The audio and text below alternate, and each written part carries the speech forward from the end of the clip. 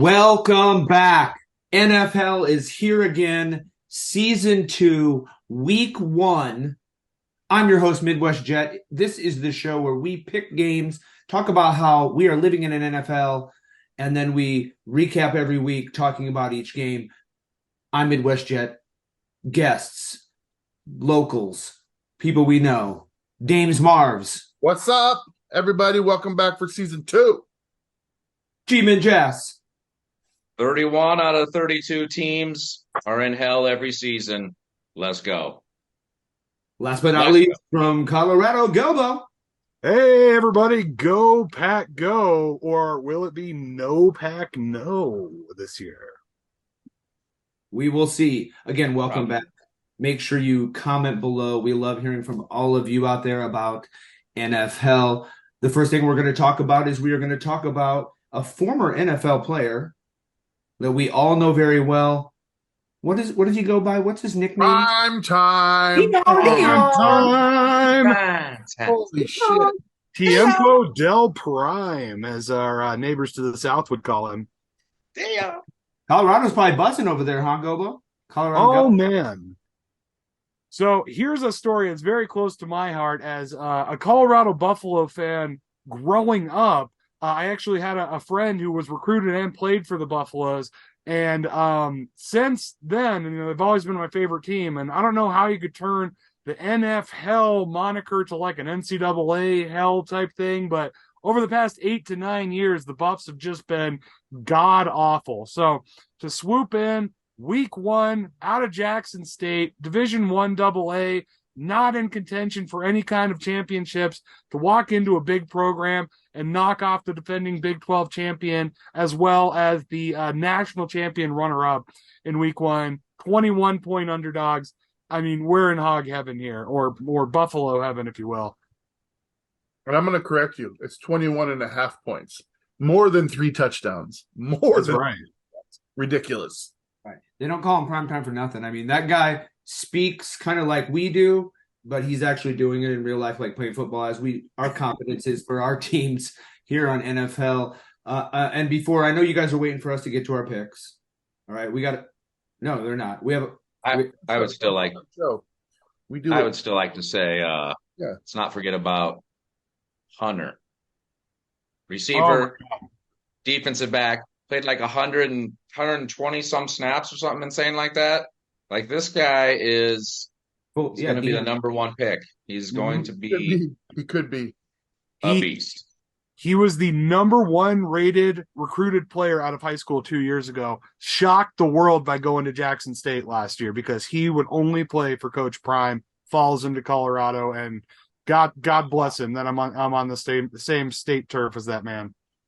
Like, if you're on the field and you're like starting to feel tired, and then you look over and see him, and you're like, "Oh shit, I can't be tired." He hasn't come off the field, literally.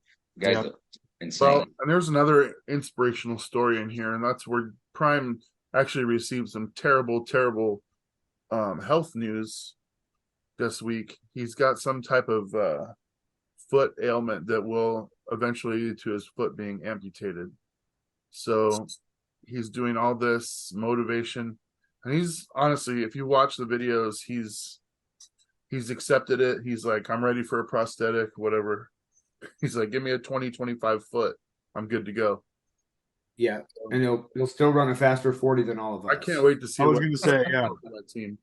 He'll be a better coach than most two-footed coaches. And on a lighter note, I think it is also the best time in human history to lose a limb. The what they can do with prosthetics are pretty incredible now. Right. Looking on the bright side, like me, I'm sure that's what Prime would be doing.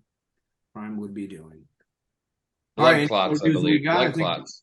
Yep. Yeah. Ooh, poor guy. Right. All right. Well, we do have 2 new segments this year. We're going to get to one in a little bit. And before we get to our picks, but we are going to tell the truth. Let's tell the truth, shall we? What is this segment you're asking? We are going to say one thing about our team that we think maybe we shouldn't say out loud. We don't want other people to know because, they'll think like, oh my gosh, Dames actually thinks this about the Seahawks, or G-Man Jazz is going to talk shit about the Giants' chance. Yeah, we'll see. We'll see about that. I was like, I'll believe it when I see it. Find out. So play along at home again. This is called Let's Tell the Truth. Let those insecurities out. It's okay. We're all family here on NFL. Who wants to go first with their choice? Just pick somebody, please. James. All right. You're the director. I am the director. Once we go live, you're the director. All right. Well, I've been thinking long and hard about this season, and obviously I'm super excited, especially after the output of last season where we were expected to do nothing. And you heard me say that as much. I said, Geno Smith's our quarterback. We're absolutely scorched before the season starts. Not so much worried about Geno Smith right now.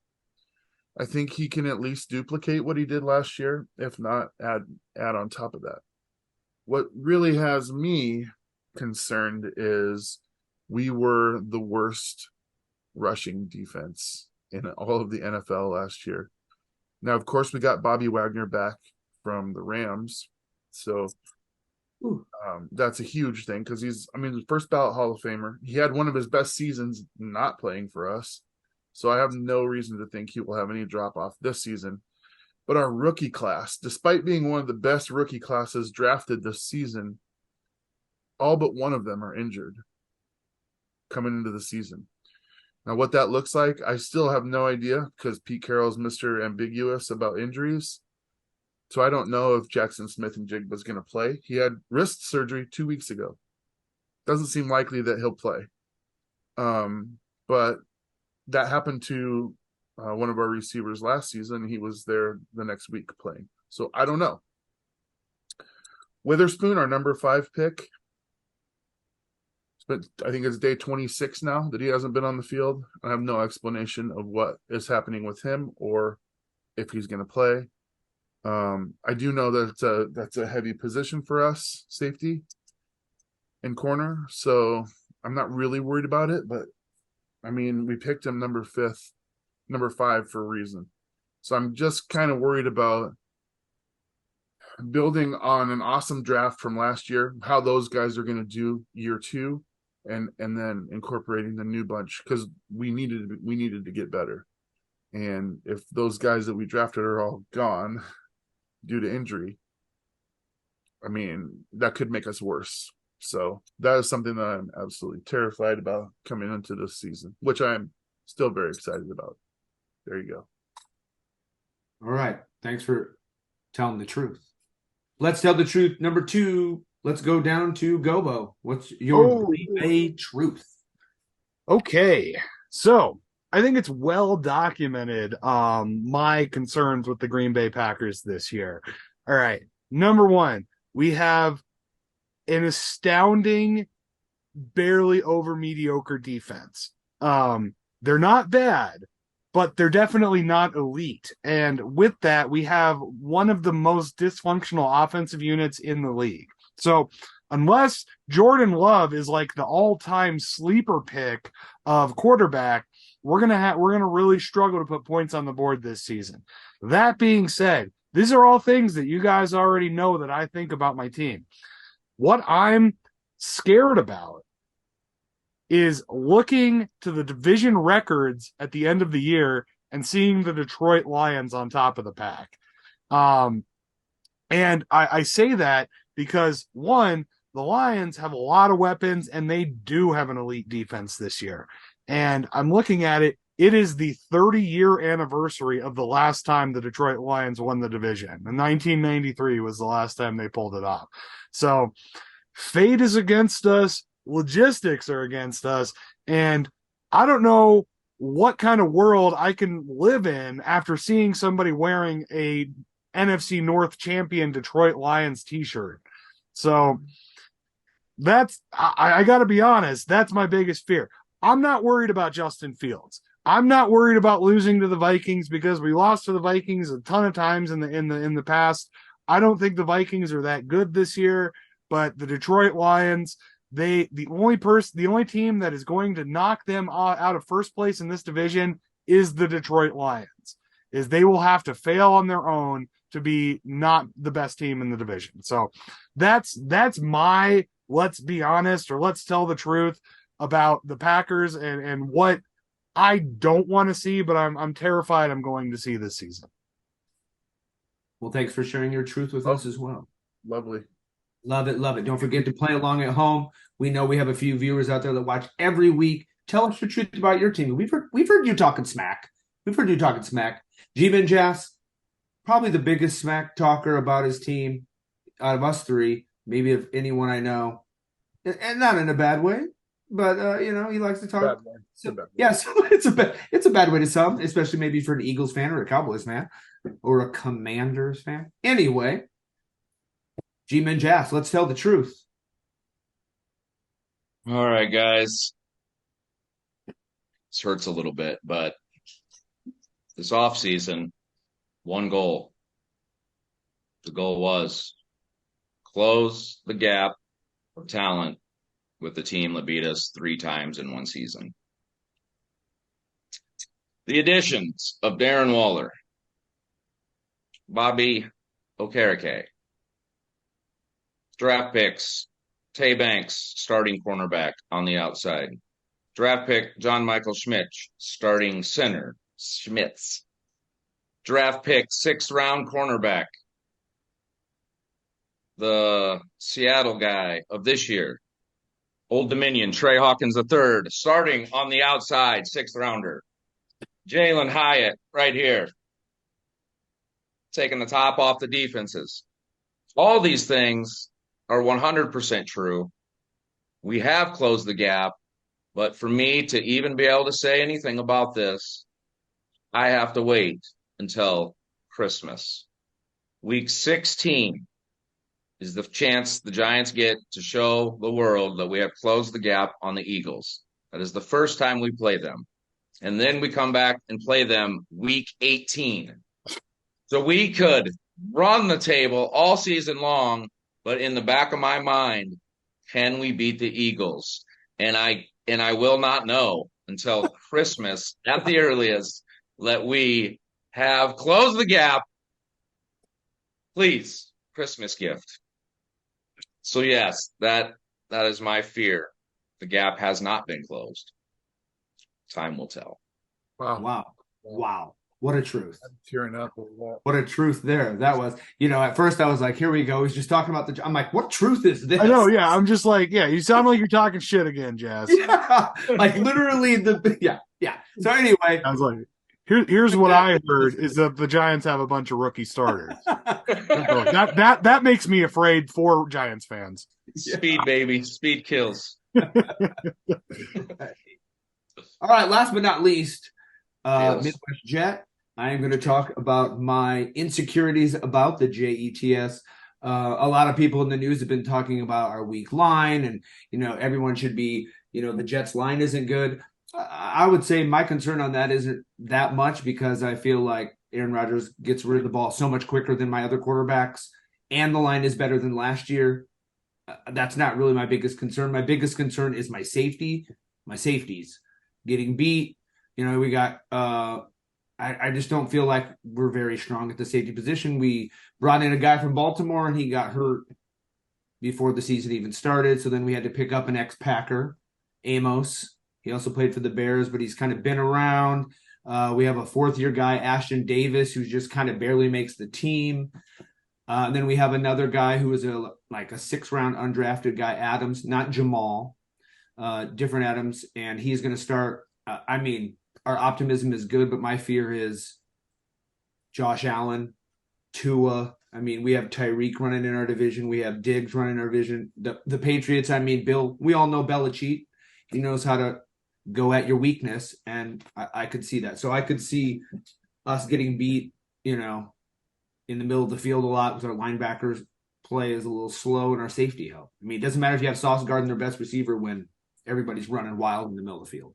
So that's my biggest concern going into this season. This is a good segment, you guys. This is. I like it. When we conceived this little segment, I didn't think it was going to be this awesome, but that was awesome. And I think it will evolve. Like these worries and concerns will evolve as we get to put our eyes on the actual product. So Yep. it'll be Yeah. interesting to see from week 1 to week 18 and then on Where our truths are. Yeah, because for our Good truth. idea. Yeah, so really cool. Good idea. congratulations. So again, play along. I was not expecting much from Jas, but that was That was it. it's good to see a little vulnerability over there. That's Yeah, all. thank you. Yeah. Let's Thank you. tell the truth. So- Okay. Now I know you. What? What? I know that we've all been excited. I know that I've been anxious to get on here to start talking about NFL, doing our picks, and you've been hearing me. Let's do our pick. No, we gotta wait. We gotta wait. Been waiting and waiting and waiting. We all know why I'm ready for the season. We know why Dames is ready. G-Man Jazz Gobo is still. I mean, I think he's diving into NFL more than us.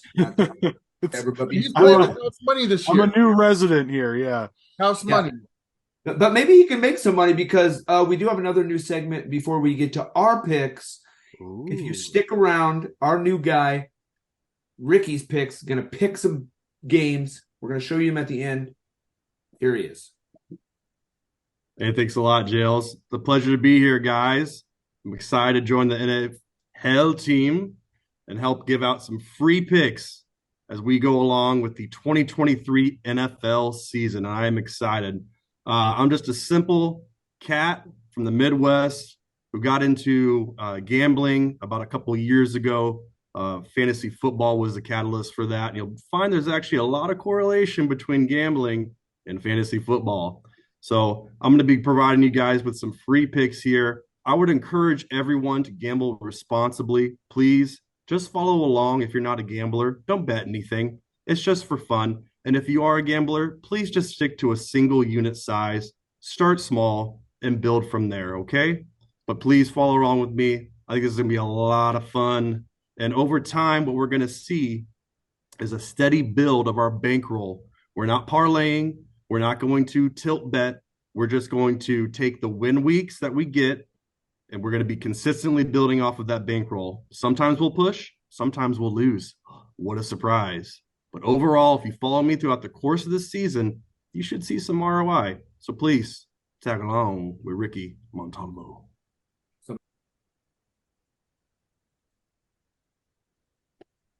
Okay. Dope.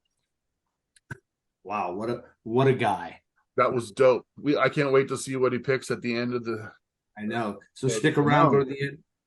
I feel like, yeah, if we're not making money, if you're not watching the show, you're officially losing money now. You know what I'm gonna do? I'm gonna set up a thing. I'm gonna follow his exact picks. Dude, I'm gonna leave it in there for the duration of the season and see what we. Yeah, bet like $5 and see how much money is at the end, and then or put a zero behind it and bet 50, and then you could be 10 Ricky, times richer. Now you're not being responsible. 1-800 bets on. 1-800 bets on. Depends on your Be bankroll. more responsibly, everybody. It goes quickly. All right. So, like you said, we'll see that at the end of this, after the picks, after our games. So that leaves us with what? What do we have next? We finally get to do it. Week 1 picks. Oh my God! It's like Let's go, Cracker. We know you're watching from home. Come on, NFHell. It is officially football season. Season 2, week 1, Thursday night. Starts off with a bang because of the news today. What happened this morning, everyone? We all know. Dames, actually, you should take this. This is your boy. This is the best player in the league, the GOAT at the position. Is he the best player in the league this year? I don't know. We have a whole new draft class coming out. He has to definitely the best in his position. Travis Kelce is a fantastic tight end, even if he doesn't make as much as what's his schmuck from Hawkinson. Iowa boy. Queens. Yeah, there's some disparity there, but he is possibly going to miss some time. Possibly miss some time in this game. And that could have a huge effect on the outcome, especially on third down conversions. Right. Now, when Mahomes doesn't have Hill to just run around and chuck it up and have somebody miraculously grab a 60-yard pass, and he doesn't have someone on third down, could be a different look. But this is honestly Tough to call. I do believe that the Lions have a vastly improved team this year. I don't think it's fair for them to have this game on the schedule this early because I think they'll be much better and much more aligned a little bit farther down in the season. And Kansas City is just tough at home, you guys. They're fresh off a Super Bowl victory. So I'm gonna go. I love the Lions. I love what's going on there. I'm gonna go Kansas City 23-31. Yeah, I don't know if you guys noticed. Yeah, we're gonna do scores this year. Ooh. Scores makes it just a little more fun. You know what I mean? Like, are they gonna get crushed? It's gonna be a close game. You know, sometimes you can easily just throw a number out there, but I like the thought, James. So at home, make sure you're writing the scores in your little pick'ems. Again, if you pick down below, we will keep your running total with us. We will know how you're doing. All right, James has the Chiefs at home. I am gonna go next. I'm also taking the Chiefs at home, and I'm going to give you the main reason. And I think I got sucked in this offseason when I watched the show Quarterbacks. Man, it made me love Patrick Mahomes more. It makes me think like, yeah, he does. Like they got rid of Tyreek Hill. Who gives a shit, right? It's him. He's the one making this player good. Oh, that guy. They won the Super Bowl, right? What's Tyreek doing? He's down in Miami on the beach watching Mahomes win another Super Bowl. He's still good. So, He's still good. He's still good, but Mahomes doesn't need him. He needed Mahomes. I mean, we'll talk about the Finns later, but I'm going Chiefs at home because of the one man, Mahomes, and I'm with Dame's Lions. What's the score? I am gonna say 24-14 Chiefs. 24-14 Chiefs at home. Gobo. So I mean, I hate to sound repetitive here, guys, but I think that we're really discounting. And I also watched that quarterback show, the Chiefs' offensive line, because the biggest advantage the Lions would have is that front four completely out of the game against Kansas City. Also, Andy Reid, give him any amount of time to plan. You could lose players, you could add players. It does not matter. He will find a way to get points. They're at home. It's in prime time. It's the Chiefs. I'm taking them 27-17. Tyreek is a great wide receiver. He got paid down in Miami. Good for him. I hope he continues to have a great career. But you know what? Those guys who aren't getting paid in Kansas City, they'll make up for it by selling their Super Bowl rings at the end of the season. So, you know what? Kansas City, I think they're the best team in the league. Detroit, good. Kansas City, better. 27-10 or 27-17. Chalk it up. G-Men Jazz, what are we doing here? Are you already we're gonna announce how the only one to never lose 100 games in a season is now going to gain one game on all of you because you forgot everything. Chris Jones. Mr. Jones and me, the Travis Kelce of the defense. You have Steve Spagnuolo cannot operate without this guy. And you have Jahmyr Gibbs, rookie Lions. Keep an eye out for him. He's possibly going to have just as many receiving yards as he has rushing, and that could be a lot. I have the Lions winning 35-34 in a shootout to open the season. Let's go. Let's go. I like your score. I like your score. If I watch a game tomorrow Thursday night, it's like that. Scoring over 30 points, which no one else did. What the hell is your problem? Gotta get the season off. You're kind of dogging the Lions a little bit there. Well, they have to prove it. You got the names, but you've got to prove it now. You got to prove it. Wow. Speaking of prove it, this goes right into our next game. I love it. That was a banger. Carolina rookie quarterback at Hotlanta, second-year quarterback. Which one's going to be it? Like, which one is going to show us that they are possibly it? This is one of those games where I'm just like, I'm already going to maybe kind of say like, I kind of want to see the rookie quarterback, but like the Falcons again are kind of like, I'm not excited. I guess maybe if you're a Falcons fan, maybe there's Falcon fans out there that are like, oh, we're going to be pretty. I don't see it. I also don't like the rookie in Carolina, so I'm not a huge fan of him at quarterback. So I'm going to take the home dog, Atlanta. I'm going to take them just because I feel like they're at home. The quarterback's a year more experienced. The little rookie guy who I feel like is going to get Tua'd. Dude, he is going to get Tua'd. He's just too tiny, man. So I'm going to say Atlanta 17, Carolina 6. Wow. Okay. Wow. And who's next? Beeman Jazz is next. Oh, Or Sam. I am going to keep it short. Another rookie running back, Bijan Robinson. Keep an eye out for this guy. The Falcons run the ball better than most teams in the league, and they added him to their roster. I agree with Jails. I'm not going to say I don't think Young could eventually be good, but it's going to be rough to start. Atlanta at home, 24-13. Gobo, what do you got? all right. Here's where I start gaining games on you guys because I'm taking the Panthers. I like Bryce Young. I think the mobility. I think that he offers an interesting, different dynamic to that offense. I think that Adam Thielen. He might catch a second wind, might not. I just don't like the Falcons. I think Bijan, I think he's good. I think he might be good when he gets traded because to a team that gives him an offensive line. I think that the Falcons defense is terrible, and as bad as the Panthers are going to be this year, I think that they're gonna pull. Are they favorites in this game? I haven't looked at the line, but yeah, I don't like Atlanta in this matchup. I think that Carolina wins an incredibly boring game. I'm going to say 14-10, Panthers over Falcons. And Bryce Young, and people are going to overhype him, and they're going to think that he's going to be the savior in Carolina, and they're going to win like 5 games this year. This will be one of them. I'm taking Carolina. Right. You guys have kind of touched on this a little bit. This is the first Who Gives a Shit Bowl.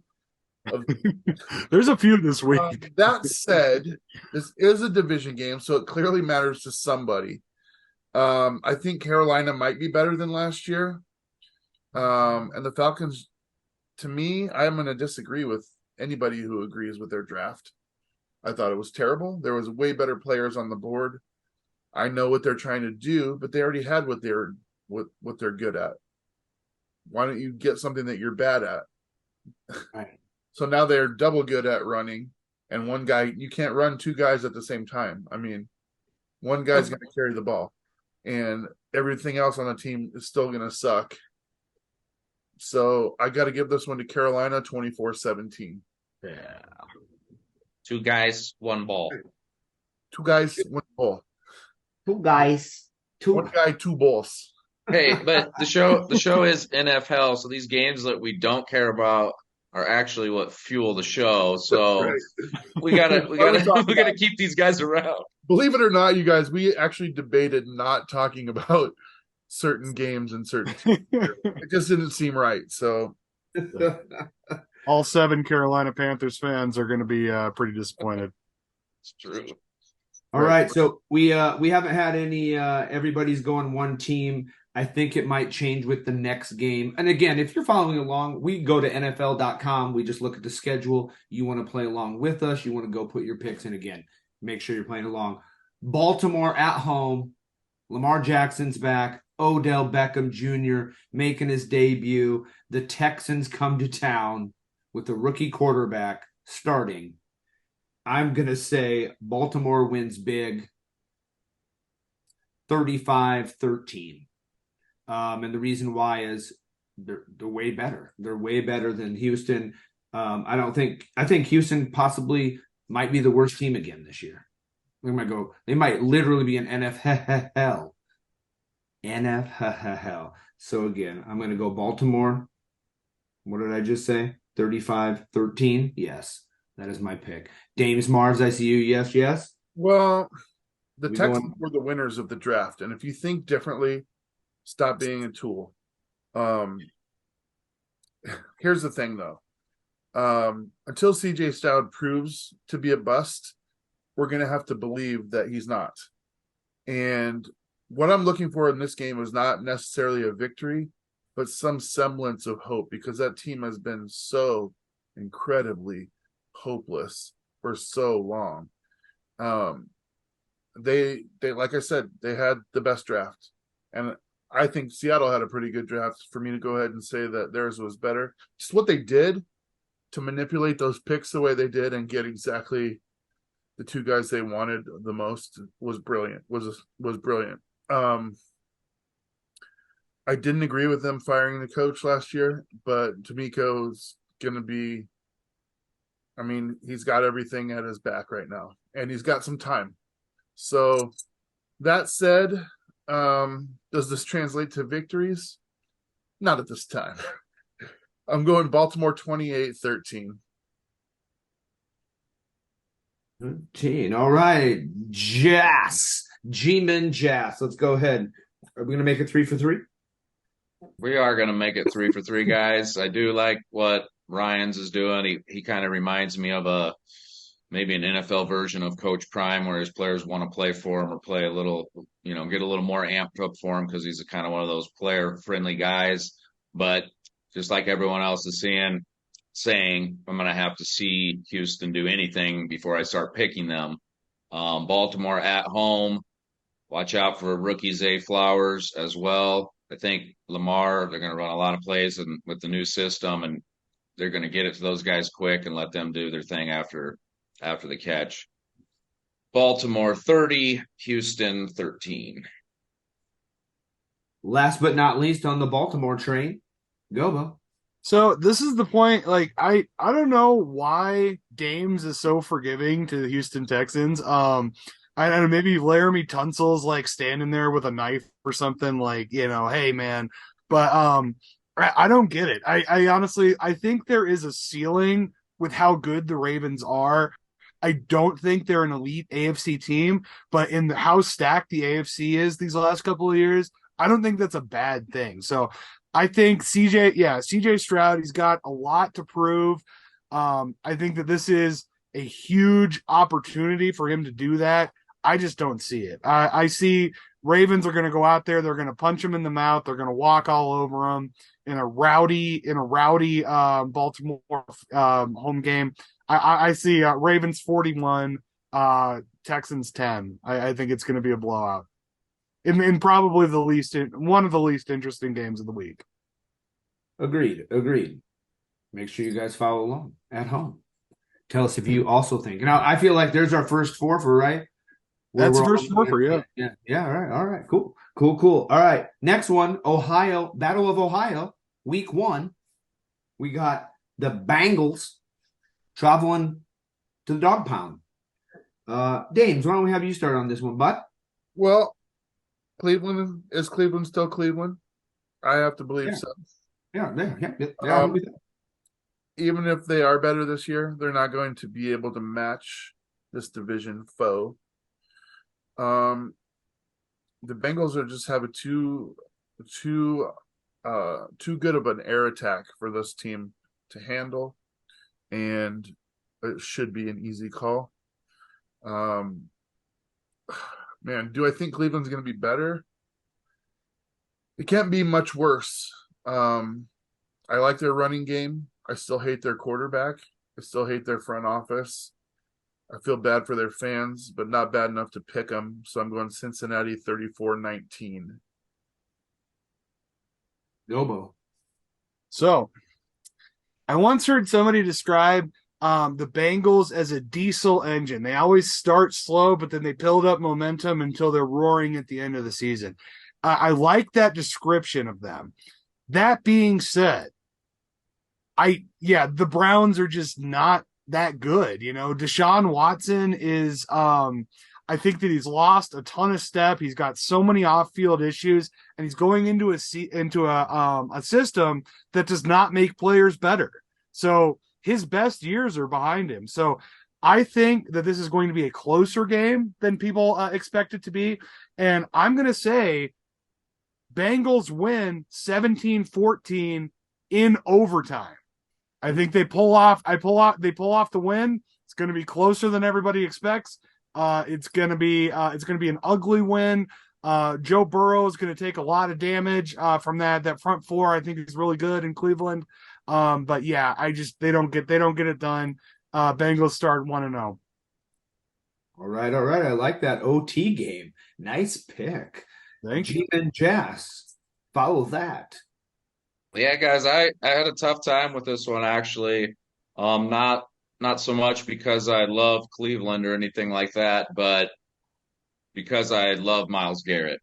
And I've read a couple different things on him this year, and they're claiming he's on a whole new level, which if you haven't noticed, he was already pretty much at the top level of players with 16, 15, 16 sacks or whatever each of the last two seasons. Burrow coming off the injury, he hasn't got all the reps and everything going on, but I think each game is also like the train, and by the fourth quarter he'll have it rolling, and if it's anywhere close, they're going to finish it off over Cleveland. The Bengals, week 1, 27-21 on the road. All right. I am also going to make this our next 4-way game. And I'm going to simply, basically, the main reason I don't think I picked the Browns last year at all because of one reason, and it's their quarterback. Also, they suck. I'm kind of with all of you guys. Like, I do feel like their defense, Myles Garrett, their running game, we got Chubb. Isn't it funny that Chubb plays for the Browns with Deshaun? I mean, anyone? Chubb and names? No, okay. Well, I mean, I thought it was pretty good. Remember his scandal? Let it technically just disappear. Just disappear, guys. It's gone. Here's $240 million.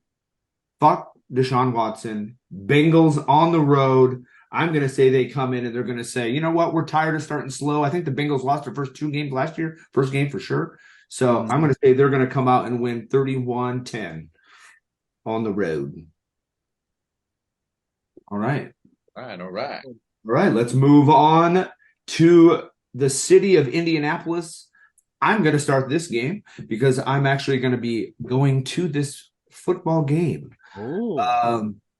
My buddy and I are going to see Pearl Jam in Indianapolis, and at the same day, the Colts are at home at noon against Dames Marv's Big Dick Lawrence.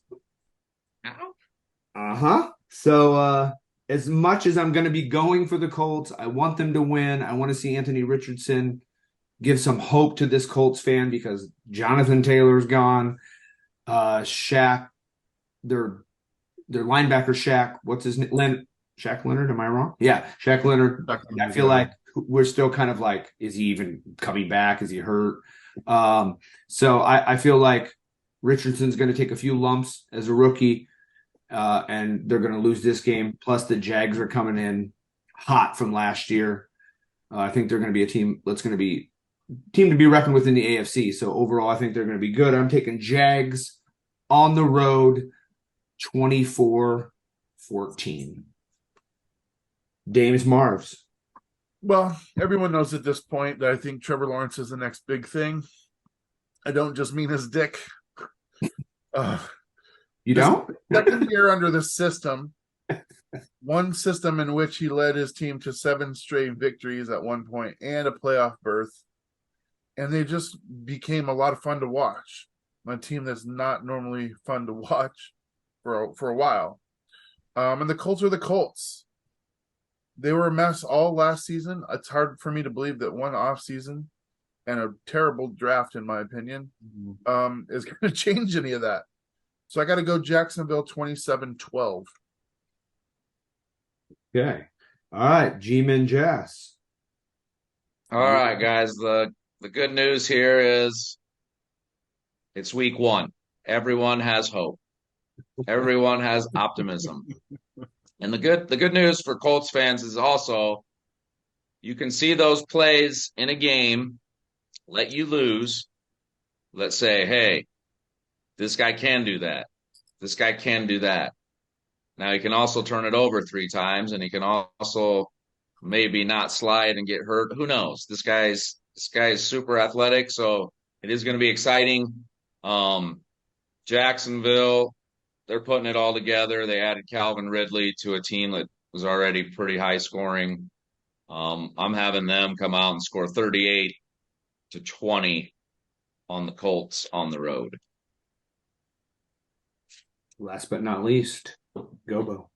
Hey, so Hey, Hey, hey, everybody. Hey. So Anthony Richardson is maybe the fourth best rookie quarterback that came out of this draft class, and that's being pretty generous. And I don't think he's a starter on any other team in the league. So, the Jaguars, I'm going to make a proclamation right now. The Jaguars will have the best record in the AFC this year. I don't think they're the best team in the AFC. I think that they get the bye, and I think they probably lose in the divisional round, maybe in the AFC Championship. I don't think they're a Super Bowl contender. I think the AFC is very stacked, but I think that division is going to be a dog to the Jaguars all season. I don't see the Colts doing anything on offense. I see them maybe getting a turnover or two. I see maybe a couple of kinks in the armor. I think that there's maybe the Jaguars maybe work out a couple of issues, but I still think they win big. Jaguars 28, Colts 6. There's the Jaguars are too good. They got too many good players. It's not a perfect system, but they got way more talent than Indianapolis does. Can we get those three quarterbacks ahead of Mr. Richardson? I know there's a Young and a Stroud, but who's the third for you?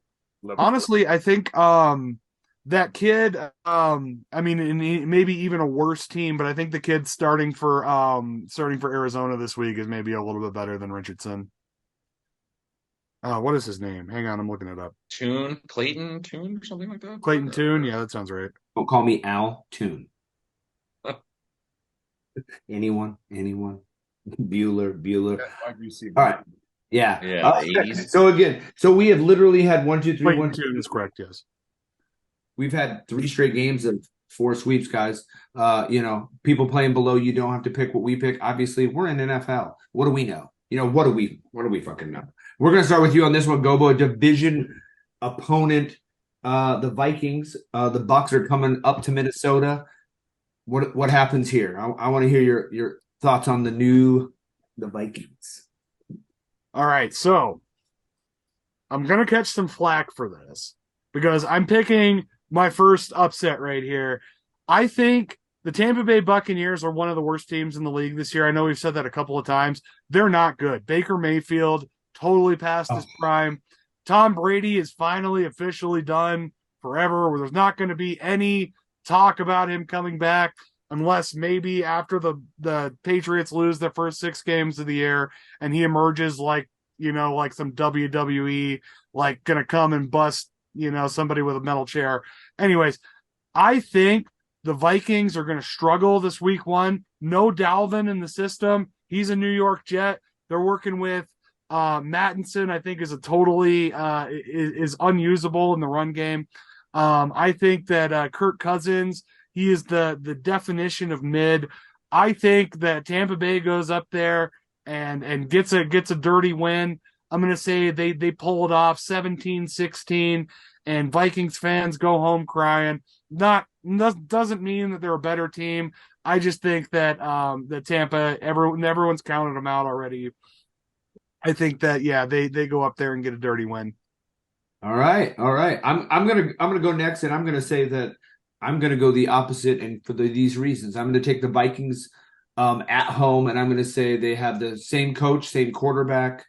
They have Justin Jefferson, and if the Bucs are as bad as you think they are, I feel like there's no reason the Vikings can't score a bunch of points by just throwing the ball all game. I mean, Kirk Cousins over the last how many years, we all know he's going to get a couple touchdowns. It's not prime time. There's no pressure. It's at home, and the Bucs, I just feel like I had Todd Bowles as a coach for the Jets, and it's just like you said, it's going to be meaty. Like it's just what it is. And then throw in Baker Mayfield on top of that. Oh, I mean, I just remember him trying to throw the ball for Carolina and thinking, like, this guy is still, and now he's here, and he almost got beat out by what? Trask? Didn't your boy from last year? Yeah, Dave Smart. I think last year we were like, Trask is going to start over Brady. He can't even start over Baker fucking Mayfield. So I'm going to go Vikings 28, and then we're going to say, how much are the Bucks? 10. 28-10, Vikings at home over the Bucks. Dames Marvs. I also have the score 28-10. Let me tell you why. Baker Mayfield replaces the illustrious Tom Brady. Okay. Now, it was fun to see Baker Mayfield show some flair with the Rams. But just like everything he does, including his commercials, you watch him the first time and you laugh your ass off. But then as the next series of commercials comes and you see them over and over and over again, it just grinds on you, and it's not good. And that's a really good metaphor for the rest of his career. That is. Now, the Vikings are not going to have the same season that they had last year. To me, that's obvious, just because of the loss of talent. But they got this one, 28-10. That's some Freudian shit right there. That was weird. I was like, that is so weird. Don't say that. You got a 28-10 too, Jess? I do not, guys. I do have the Vikings winning, and then a lot of these games, I'm kind of looking forward to a lot of the rookies this year. I want to see what these receivers do that were drafted ahead of certain players that are going to outperform them drastically. But Jordan Addison is one of these receivers I want to see for Minnesota. He's taken over the Adam Thielen role, and you would imagine a younger, faster, better version of that. So Minnesota 27, Tampa Bay 24. I think it will be a pretty hard-fought, close game, but the Vikings find a way to squeak these out at home usually. How the heck does Tampa Bay score 24? Block punt. Yeah. The Vikings will beat themselves in this game. Week 1. Yeah, week 1, bro. All right. Fair. Week 1. They're going to, Week 15, the Vikings win this game. Week 1, they're going to lose. Right. They can't even get their draft picks in on time. Should. Titans go down to New Orleans. Derek Carr making his Saints debut. We're going to go start with Jas on this one. G-Man, what are you thinking? Titans at Saints. What I'm thinking is, guys, this is the beginning of the end of the Ryan Tannehill era. It's gonna get ugly 4, 5, 6 weeks in, and they're gonna move on. So it starts with a loss on the road. New Orleans, that place is gonna be rocking. Carr has to be better what they had last year, and they got some pretty good weapons. I know Kamara is out that game, but Chris Olave is going to be the real deal this year. So the Saints at home, 30-10, the hopeless, helpless Titans. Gobo, what you got? I got another upset. I like Tennessee in this game. I'm pretty down on Derek Carr, honestly. I think New Orleans has a really good defense. But I think Tannehill still has a little juice left. And then, them adding that guy from Arizona over the offseason. Oh my God, his name is escaping me. The wide receiver. Who am I thinking of, guys? DeAndre Hopkins. Thank you. I wanted to say Watkins so badly because they played together in Tennessee in Houston, but yes. I think Watkins, is gonna burn him a couple of times. I don't like Derek Carr. I think Tennessee wins another dirty game. I'm gonna say like 14-13, really close one. And I think Tennessee squeaks one out here. Once again, not the better team, but I like them on the road against New Orleans. Right, and I think I'm going to go next. I'm going to use one of your points to my advantage when I'm picking the teams, and I'm going to take the Saints because of their defense. And I do think they can shut down the Titans. I think they can stop King Henry. I'm going to say he's also older. I feel like this also could be his. I feel like it's Tannehill and King Henry's kind of last thing. D Hop they brought in, but what do we? I mean, I feel like he hasn't really done any. Like he's been injured. He's been gone. He'll come back a game. Oh, we caught a Hail Mary 3 years ago already. So I mean, I really don't think he's that relevant. Olave, and I also think what word am I looking for here? The resurface of Michael Thomas. I think he is going to come back, and Derek Carr is going to be finding him a lot. Jimmy Graham's coming out of retirement at 38 years old. He'll be his little safety net over the middle, and I think the Saints win at home. I'm with Jeff. That place is going to be loud, rocking. They have a little hope this year because last year they didn't have a quarterback. So Derek Carr's better than what they had. I'm going to say Saints at home, and I'm going to say 35, Titans 17. James Mars. Well, guys, Mike Vrabel is a coach that I've admired for a very long time. And why have I admired him for a very long time? Because he has the ability to get absolutely everything out of absolutely nothing. I'm sorry, Mike, it's another year where you have absolutely nothing. And that sucks. I mean, I wish that you would be able to coach a team with actual NFL quality players on it for once. I'm not a fan of Tannehill, but that said, I'm not a big fan of Carr either. Honestly, I think Carr moving to New Orleans just makes them the Raiders East. It's the exact same team to me. Can they beat some people? Yeah, but are they good? No. Are they going to challenge for the division? It's probably because it's a weak division. But that said, I'm gonna stick with New Orleans. I'm gonna go 24-17, New Orleans. Right, all right. Next up, James Mars, we'll start with you. San Francisco, going on the road to the Steelers. We want you to start. It's your division foe. Well, this one, I honestly believe in Mike Tomlin more than I believe in Shanahan. One gets all the credit for being great without having proved it. Tomlin proves it on the regular. I think they come out and stun Darnold and the Niners. Pittsburgh is going to win this game 28-27. Wait, is Darnold starting quarterback? Yes. Oh, my God. What? Brock Purdy won the second. He won second quarterback over Trey Lance, and then they traded Trey Lance to the Cowboys. That can't be real. Purdy's the It starter. doesn't matter either way. Purdy's the starter. No way. Purdy has to be the starter. Either way. No. ESPN's got Brock Purdy starting. He's starting, guys. So 28-27 Steelers. You're still taking your Tomlin team. Either All way. right. All right, G-Man Jass. Who you taking in this game? Yeah, guys. This is gonna be a good test for the Steelers. Kenny Pickett, year 2. You know, who, if any, of these year 2 quarterbacks are gonna make a leap, and who's set up to do it? And Kenny Pickett has the coaching. They're always 500 or above. So what does that mean? They either start 1-0, 0-1, and then they win the next one. So flip a coin. If they win this, they might lose next week. But they are winning this 27-24 at home. Brock Purdy's going to get tested, and we'll see if his arm's all the way back. It was an interesting injury. But I think everything's go as far as I know. Steelers at home.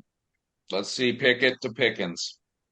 All right, I am going to go ahead and pick the road dog on this one. I'm taking San Francisco. I'm going to say, let me see them get beat before we start picking against them. They were hot going into the playoffs with Purdy. He had off-season surgery, but from what I've seen so far, he's not missing a beat. They still have Debo. They still have McCaffrey. They still have Ayuk. I mean, he has all of his weapons. The Steelers' defense is usually pretty good, but I don't think they have enough to stop them. And also, I do like the Niners just going on the road and winning because they know how to do that. So I'm just going to say 49ers at Steelers. And I'm going to say they win 21-18 in a weird score game. Gobo. I feel like I'm picking all road teams this week. But I'm with you. I'm with you, Jails. I think that I like Brock Purdy. I know that he's a functional quarterback. He's kind of filled a role, but I think that he's really an NFL level talent. Watching him over the last couple of years, I think San Francisco, they got a great offensive unit. I think they have so many weapons. I think that Watt up front for the Steelers, I think is a problem for the run game, but I do not think it will matter in this game. I really do like Mike Tomlin as well, but I don't think it matters. The 49ers are the second best team in the NFC. They're going to score a ton of points. I see them winning in a high scoring game, 35-28. 35-28. All right. We love it. NFL, we're splitting down the middle. At you at home, I'm sure some of you were thinking, hey, man, those Steelers are at home are pretty tough. Others are like us, Niners on the road, getting the win. We're going to move on to the next game, which is the dumbest team name in all of sports, hosting the Cardinals. I know last year I said I would never pick the worst team's name, but I'm going to start off this one this year with a bang. Season 2. I guess it's not really a bang because Arizona's going to fucking suck. I think they're the worst team in football. I think every week I have a pick'ems thing. I'm just picking whoever plays the Cardinals because they're going to be horrible, in my opinion. So I think the Commanders are, I feel like they're well coached. Rivera's good. They got Bieniemy. We can see what this kid can do at quarterback. And I feel like they're going to have a nice game plan for him. They're not just going to come out and let him do dumb shit. So, and I just feel like, again, the Cardinals are just so bad. I feel like the Commanders can do anything and they're going to win this game. I'm going to say Commanders win. I'm going to say 28-10. Another 28-10 game. Commanders at home. Dames Marvs. Guys, Washington's gone through a lot with ownership and name calling and team building, coaches, quarterbacks, and all that garbage. But Arizona's just down. This is another who gives a shit bowl. I mean, the winner and loser of this game really determines who might be the worst team in the NFL this season. That said, I'm going to take the home team 21-14. 21-14. Got it. G-Man Jazz. Yeah, guys, as much as I would love to take Arizona and, have Washington start 0-1, by the end of this season, we might just need a whole separate show just for the Cardinals that is like below NFHell. I mean, this team has the making of being an absolute defeated team with no hope of doing anything. They traded Isaiah Simmons to, I don't know if you saw it, the Giants for a 7th round pick. They're getting rid of people. They don't know who's starting quarterback. They cut the backup.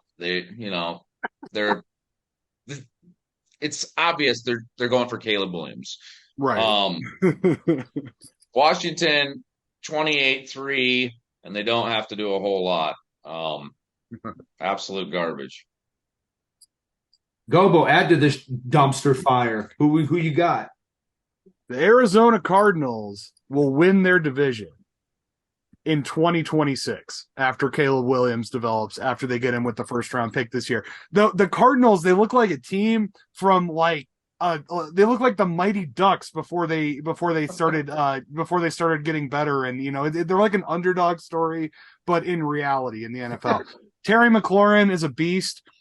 Seriously, fantasy owners, I'm making another proclamation. If Washington's defense is available this week, go get them. I'm calling it right now. Commanders 38, Cardinals 0. I'm calling a shutout. The Cardinals will not be able to do anything on offense. They're going to have 4 turnovers. The Washington's going to have some defensive tutties. It's going to be an ugly game. It's going to be super fun to watch. We're going to get a lot of fun touchdowns up on the touchdown montage if you watch Red Zone. Seriously, Arizona sucks ass. Do not pick them. Our first shutout of the year. Shutout. I'm calling it shutout. Does that excite me that I have 2 wins automatically on my schedule? Or does it just piss me off that I have to watch 2 piece of shit games? And then you also have the fear if you're down like 7-0 to start, you're like, are we gonna fucking lose this game? Yeah. No, that will not be turned in my head. I remember 2007 when the Lions went 0-16. The Packers were 4-12 that year. 2 of their wins were against the Lions. We played the Lions week 16, and I was like, are we gonna be it? Are we gonna be their one win? And luckily we pulled it off. But yeah, I've been in that boat. That's ridiculous. Well, the one time I saw the Seahawks play the Cardinals in person, the score was 58-0 Seattle. I'd like to see that happen. That would be worth it to me. But wow. I was going to say, well, Commander fans are going to get that joy week 1 here in a couple of days because, the Arizona Cardinals will score 0 points this week. Awesome. Make sure you're hitting that subscribe button, sharing this with your friends, getting your picks in. Again, we want to hear who you pick. I mean, this is why we do the show. We want interaction with you. NFHell, tell us why you're in NFL, or maybe you're not in NFL. Maybe you are what teams are good right now? A Chiefs fan, and you're all how about this, Joe? If there's Maybe something you live in guys want us to Pennsylvania. talk about, yeah, you want us to talk about, or you have an idea for a new segment, throw it in the comments. We'll we're funny. definitely And the funny thing about the Chiefs is they're back in hell already, even though they won the Super Bowl with Kelsey and Chris Jones. They're already in hell. They're fine. Yeah. I mean, they're fine. Yeah, for them, they're getting a little warm because oh my gosh, we might. Anyway, Gobo, we're going on to you. My boy used to own this team, but he's not there anymore. Do your Packers go on the road, week 1, division game, and a team you do own? Did your quarterback actually own it, or was your team just better than their team every year? Bears at home against your Pack. Who you got? All right, so I'm saying it right now. The Packers are definitely not as good. I do like that we got rid of Aaron Rodgers because it gives us an opportunity to build up and actually start developing the team again from scratch. That being said, I think that he signed a quitclaim deed over to Jordan Love. We own the city of Chicago. The Bears suck. Like, seriously, I'm putting it out there. Justin Fields is not a good quarterback. The addition of Moore is not going to matter. The Packers will sweep the Bears again this year in a very mediocre season. I don't think we make the playoffs, but I think the Bears are going to be close to the top of the picks again. Packers win this game 28-17. 28-17. Going his team already. Oh my goodness. Starting with a dub. We'll ask me next week on how we look against Atlanta, but you know what? We win this game. I gotta go now. All right, Dave's Bobs is let's go. All right. So I had Green Bay winning this game, but just listening to the smugness of this asshole right here. You're gonna call me smug and you got G-Man Jass on the show? Get the fuck out of here. This we is my favorite matchup of week 1. Honestly. Good old division rivalry when the Packers have had the Bears number for years. Can the Bears turn the tides now that there is no star quarterback in Green Bay? Or is there?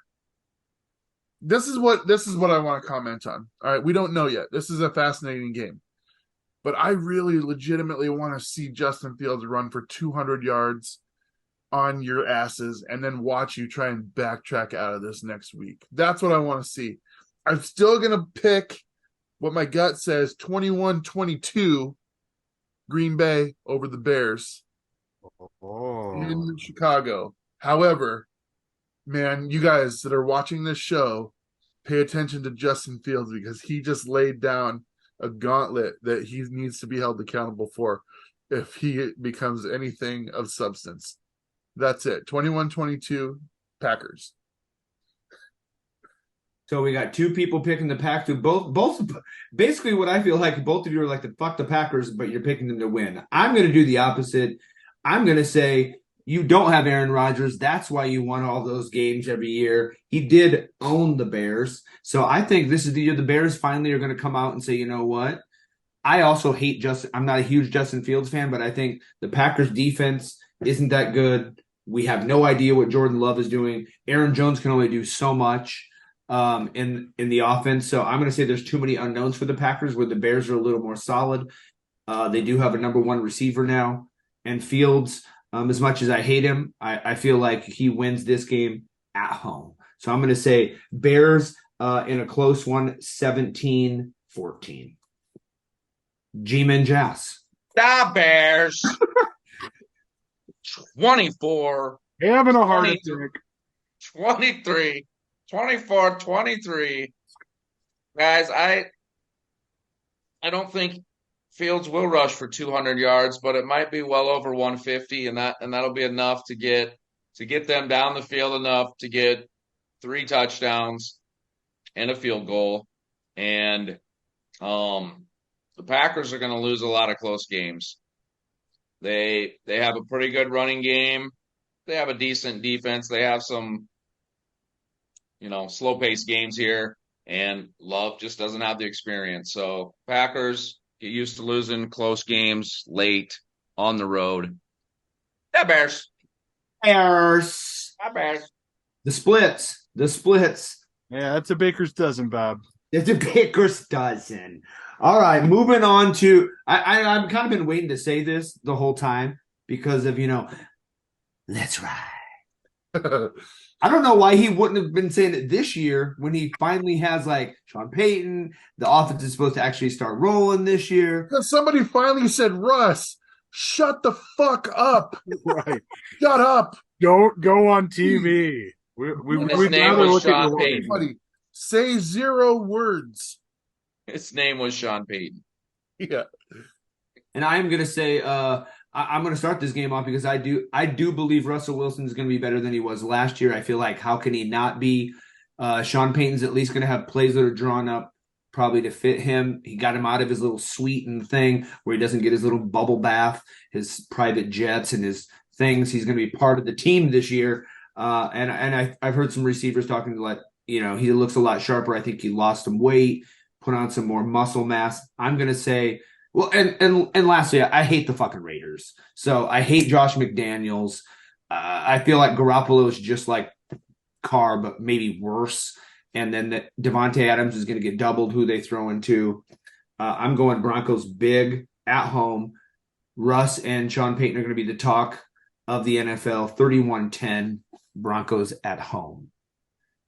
G-Man Jazz. Who you got? I know. I find it hard to believe you're going to lose weight while putting on muscle. So it's a little perplexing. Well, he was fat. Now he's skinny, and he added muscle. Which weighs more than fat. Anyway. A lot of weight came off of his head. Let's fucking put it. Yeah. It was into Sierra's butt. Anyways, Jess, who's winning this game? Yeah, anyways, this is going to be a low-scoring, boring piece of shit game because both of these teams have quarterbacks no one really cares about except their fan base. Garoppolo will somehow get his first win in a 17-16 point road victory for the Raiders. The Raiders. James Mars. Well, Russell Wilson gets to try and make his resurgence against the depleted Raiders team. If Russell is to make a comeback, it needs to be starting in this game. The fans are already on a short leash with Russ, as is his coach, I'm sure. That said, these teams are going to be 3 and 4 in the division. It's just a matter of which order they fall in. How could Russ be worse? Honestly, you guys, it's hard for me to sit here knowing what I know and what I saw with Russ for 10 seasons and then to just be completely disconnected from him altogether. Gobo, I know you're going through a little bit of that right now. Maybe you're at the point where it's like, don't even care anymore. But it hurts. I mean, You guys have both been through it. Jas, you lost Eli after a long time. He didn't go to another team, but he was ousted, prematurely, in my opinion. I haven't even had It probably was like, how do I process this? So to see Russ struggle and not care, it's really weird because a lot of people have him like as number one Seattle guy, like in franchise history. And I'm like, he's like eighth to me. But I do think he's going to have a better season. Like you said, how could it be much worse? I hope that for him because I don't think he's a bad dude. He's definitely a douche, and I don't think we'd have much to talk about. But I'm going to go Denver 26-17 because the Raiders are just, Garoppolo is car light. So. Agreed. Gobo, I see you shaking your head. You in? Yeah, Broncos 13-6. Most boring game of the week. The couple of reasons. I'm very familiar with the Broncos as a resident of the Denver metro area. The Broncos, Devontae Adams, I love the guy. One of my favorite Packers receivers of all time. He's going to be covered by a young man named Patrick Surtain. He's the Broncos' best player. I think that he does a decent enough job considering that Jimmy Garoppolo is throwing him the ball, who is Garoppolo's way past it if there ever was an it for him to be passed. So yeah, I think the Raiders are just complete trash. Also, Mile High Stadium is a very difficult place to win games. I've seen good teams lose to the Broncos when they honestly, Tim Tebow won a playoff game because of how loud and crazy that stadium is. So honestly, Broncos are going to win this game in an absolute dog shit viewing experience, 13-6. Right, and I do like how it is a division game, and if you ever, Broncos Raiders that Broncos crowd is going to get ugly. Yeah, they hate the Raiders. All right, next up, we're going from one sunny state, Florida, where the Dolphins play. They got to travel all the way across the country to play the Los Angeles Chargers. Dames Marvs, who you taking on this? This is a tough one to call. You guys, what's Miami doing at quarterback for the long haul? Last season, I know that we pretty much anointed Herbert the best quarterback in the league before the season even started. And now he's not even in my top 10. Does that change? Who do I pick? This is a tough game to pick, you guys. I legitimately toiled over this one. So I got a close game in overtime. I got the Chargers 24-21. Chargers 24-21 and another OT game, huh? Yep. Huh? All right. G-Man Jas, who you got? The answer is Tua is the long-term answer. You forgot he took be preventing all concussions. Am I cutting out? No. You did for you stopped for a second, but yeah, it was awesome. Actually made your mouth go.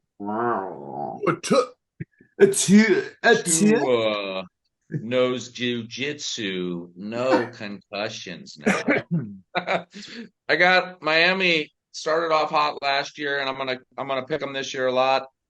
Up and win, or until Tua is no longer in the lineup. So and if he plays all year, I feel like they're going to have a pretty good record. So Miami on the road, high scoring game, 41-34. Let's go. It was a defensive affair. Love it, love it, love it. I'm going to go next. I'm also taking the Finns on the road. I'm with G-Man Jas. I thought they started off hot last year. Their young coach has this whole offseason to keep coming up with these plays for Tyreek, Waddle. I feel like they're going to be really good on the offensive side. And against the Chargers, I feel like the Chargers just I need to see something before I start picking them. I'm going to say Dolphins 35, and I'm going to say Chargers 31. 35. Hey, you know how I know you guys are brothers? How? Not because you look alike. It's because you say the same stupid things. Who you taking then, Dames? I already told you. Oh yeah, in Okay. overtime. Gobo, who you taking? And I think this is the opposite of the Broncos Raiders game because I think both of these teams are supercharged on offense and both have kind of shitty defenses. So, yeah, I'm taking the Fins in a high scoring affair. Jails, I think you said the magic word, Waddle and Tyreek. I don't think the Chargers have an answer for them. I don't think the Dolphins have an answer for Herbert and Austin Eckler. I think that 41, 45, 41 is going to be a ton of fun to watch. Neither of these teams are really going to do anything in the playoffs. But yeah, it's going to be a good game. So 45, 41, Dolphins take it on the road. I'm picking all road teams. I love how I'm alone on this one. I love it. That's great. The road dog. You're the road Love guy. losing. Road Love dog. losing. Road. Woof, woof. Road. All right, make sure you guys are playing along at home again. I know we say it, but we want to know what your picks are. We want to know what you're feeling. We love the NFL season. We love doing this. So again, just chime in. Tell us what you're thinking. We're going to start the next one. I'm going to pick it's NFC East versus AFC East matchup. I want to do it because I hate the fucking Patriots. I know G-Man Jazz is going to hurt him picking the Eagles on this one, but I'm taking the Eagles on the road. Again, this is a team that show us how good you are and then we'll pick you. If, they're going to go like 10-0 to start the season again. I don't know, but they're really, really good. The Patriots have one quarterback right now. Bill Belichick has lost his mind. 2 are on the practice squad. Like, I don't understand. No one does. And if your whole front office and your team and your fan base is like, what is he doing? That's not a good thing. I feel like as soon as Tom left, he lost his mind. So I'm saying Eagles on the road now. It's tough to win in New England, but I'm going to say Eagles 24, Patriots 10. Dames. Okay. Losing the Super Bowl does one of two things. It either brings you together or tears you apart completely. What's going to happen here? We don't know yet. We have everybody that swears that Jalen Hurts is the top 5 quarterback. I don't have him in my top 10, if I'm being honest with you. He's right outside there. He's right outside there. And here's why. I have to see proof, you guys. Here's the thing. This game to me is a game of really good players against really good coaches. And really good coaches can find a way to get around the abilities of really good players. So with the rookie class that the Eagles have, they're going to have to really play an exceptional game to outsmart the coaching adjustments made by Bill Belichick. So I think it's going to be a fairly close game, 1-score game. I do have Philly going into New England winning 28-21, but it's going to be interesting to watch. I definitely want to pay attention to the coaching adjustments made to slow down the key players for the Eagles, because if anything I watched last year with the Patriots, they should have been beaten into the ground by everybody. And they managed to win a few games and stay respectable in a lot of games they'd had no business playing in. And a lot of that comes down to the management of coaching versus how to take away key elements of the other side. So that's what I look for in this game. It's a very intriguing game, and I can't wait to watch it. Right, I agree. I mean, I feel like, the Patriots at home are always tough. Gobo.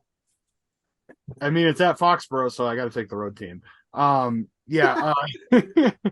It's the Eagles. I don't understand. I think Bill Belichick is maybe falling into the realm of senility because, why would you have one quarterback on the roster when the first team that you play is the best defensive team in the league?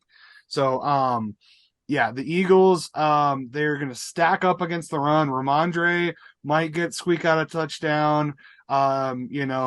Zeke might put down his chili dog for 10 minutes to go and score a 1-yard touchdown in garbage time, but I think the Eagles take this easily, 24-14. G-Man Jazz. I know this one hurts. Are you gonna get it? Hurts. I don't like defending these guys, but Dames, I wouldn't discount the coaching of the Eagles if you're saying they have outside of a top 10 quarterback, but 2, they made it to the Super Bowl. yes, I understand their defense is awesome, but I would say they're in the top tier of coaching in the league based on what they've done lately. And to say on that, their defense is that much better. The talent gap is there. The Eagles go into Foxborough, and it's hard for New England to score. 27-6. Eagles. The Eagles Can I respond? show us why. You can. Why not? Why not? Oh, Yeah. I agree. I wasn't trying to say that the Eagles coaching staff is subpar. I'm saying they're different styles of coaching. The Eagles coach their players up to be the best players that they can be. Belichick specifically uses his players and the techniques to take away what the other players do well in the other team, and that's what's made him so good for so long. Yeah, but the talent gap is just it's too much right now. Yeah. It is huge. But I have to mention it because you will see some tactics, whether they work or not. You'll see things that other teams aren't doing against the Eagles to try and placate and stop some of those things. Well, and I think also, where Belichick has lost a step over the years is he used to be able to find players in the late rounds that were, way undervalued, kind of moneyballing his way to the top. Like Mac Jones should have been that, but he's just not at all. So I don't know. Lightning doesn't strike Mac twice. Jones at some point. I honestly, if you look at his numbers and his QBR, he's not the problem there. I don't think. But that's another story for another day. Well, that's the thing. He's not Tom. He's not Tom fucking Brady. Dude. Yeah. Right. That's 20 years of consistent. That was your number one. You don't have to worry about anyone else. Yeah, he could focus on his D-back who's going to be covering that receiver because he knew Tom. Now he has to, he doesn't even know what his quarterback's going to do, man. I feel like he's sticking with him because that's his guy, but you can look at he already got because you looked at the numbers and he realizes that the quarterback is not the problem. And I'll say it until I'm blue in the face. Really? Yeah. See, I think if they had a different quarterback. Well, he's certainly not the solution. True. We can debate this all night. Let us know down below. Do you like Mac Jones? Week one, nobody really knows anything that's going to happen. So true. I was going to say, yeah, we don't out before we start hanging each other. Right. The thing is every year there's 7 new playoff teams, and every year that I feel like we're kind of it's like these guys on ESPN saying, well, yeah, it's easy to say the Eagles are going to be good this year because they were last year, but let's put it this way: just as he says, Justin Fields isn't a good. If Mac Jones goes out and throws 5 picks against the Eagles, I kind of have to eat that next week, big time. So let's let the games play out and see. But the show would be fucking boring if we didn't make these crazy, wild fucking predictions. Yeah, I believe. What if we're right? Every word I say. I'm just throwing that out there. How crazy are we going to go if the Cardinals get shut out next week? That will be crazy. Yeah, we're going to come back here celebrate. You guys, it's so hard to shut a team out for 4. I know. And especially the Commanders aren't that good. They're the 3rd best team in that division. For sure. No, maybe the 4th. Yeah, I was going to say the Cowboys are probably better. Yeah. All right, Dames. This is your week. We're starting NFL. Your team is up. Gobo already did his. The Scrams coming up to the Hawks Nest division game. Who you got? Well, and why? Guys, this is another tough one because over the last couple of years, the Rams and McVay have had our number. Now we know that. Well, we don't really know what this Rams team is going to be like this year, especially with an injured Cooper Kupp. Matthew Stafford coming back from injuries, and we never know what he's going to look like. But he's always been good. He's never really been injured, so it's never been something we've had to see how he recovers from. I will say Bobby Wagner is back in blue and green. I could not be happier about that. I never should have left in the first place. I know that he was just a casualty of let's clean house. When they got rid of Russ, they got rid of the offensive captain and the defensive captain in the same 2 days. And it hurt. And like I said, we noticed that when we were the worst fucking rush defense in the league last year. Seattle had the draft of all drafts again this year, but injuries may prevent us from seeing what those guys look like for a little while. So it's quite possible when you look at our schedule with road games against like the Giants, there's road games galore, and they're all tough teams. We play at Detroit, and of course the West Coast. We have to go to San Francisco, and it's just a rough schedule. I look forward to those types of games because that's really when I want to see good teams play good teams. Not looking forward to playing the Cardinals twice, if I'm being honest with you. So I am going to pick Seattle in this one. I don't know. I think you could see a very much improved Seattle team, but having the same record of 9-8. That's what I'm really telling you. I mean, we're going to be a better team, but just because of the talent that we play this year, we could be 9-8 again. I still think that gets us to the playoffs, but we win this game 18-27 at home. Gobo.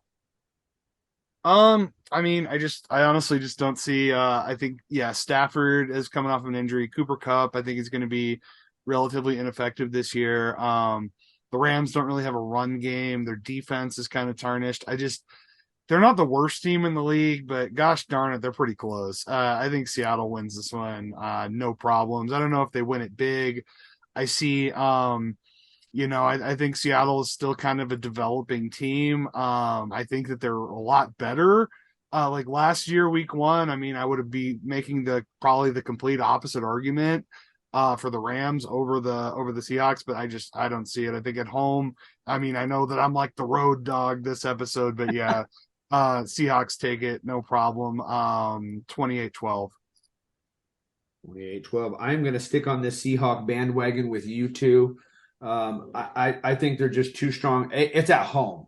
I feel like we're talking about home field advantage. The Seahawks are one of the teams in the league that legitimately have that home field advantage, coming off a great season where they were kind of like, hey, we don't know how good they're going to be. And then now they're good. So I feel like people are coming in a little more expecting. I just think the Rams, in my opinion, they paid or they put all that money out for the Super Bowl, won it, and now it's just the slow decline back to, hey, we're going to have to rebuild at some point. And now Stafford says he can't even get on the same page as these rookie quarterbacks because he can't relate to them or some bullshit. Oh, yeah. It's like, so now he's saying he can't do these. He's already making excuses before the season even starts. Kupp's been, nicked up. Donald wanted to retire 2 years ago, and he's still, for some reason, back. So I'm going to go Seahawks, and I think they win big, 31-10. I think they come out, the crowd's pumped up. Geno is who he was last year. I feel like he kind of finally got a shot and shows who he is. So Seahawks win big at home, 31-10.